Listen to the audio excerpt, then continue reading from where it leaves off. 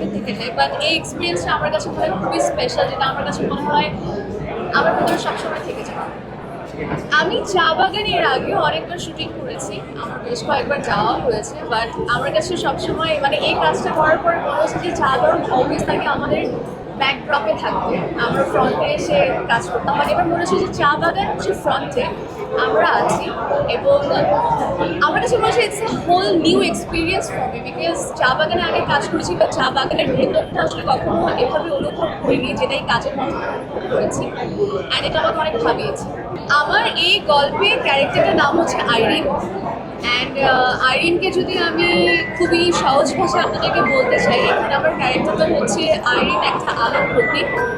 আইরিন হচ্ছে নিজের জন্য শুধু পথ খুলে দেয় না, মানুষের জন্য দরজা খুলে দেয়, এবং আইরিন হচ্ছে অনেক নন্দিনীর জীবন পরিবর্তন।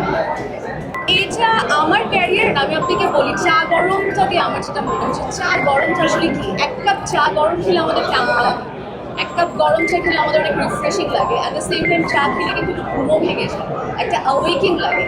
সো আমাদের গল্পটা কিন্তু এরকম, ইটস ভেরি রিফ্রেশিং, দেখে খুবই ভালো লাগবে, অ্যাট দ্য সেম টাইম আমাদের ইনার সেলফকে অ্যাওয়েকিং করবে, সো দ্যাট আমরা আসলে বুঝতে পারি যে আমাদের সমাজের আশেপাশের অবস্থাটা কেমন। এবং আমার কাছে আমি সবসময় মনে করি যে একা বড় হওয়াতে কখনো মজা নেই, সবাই একত্রিত বড় হওয়াতে সেটা অনেক বেশি ভালো লাগে।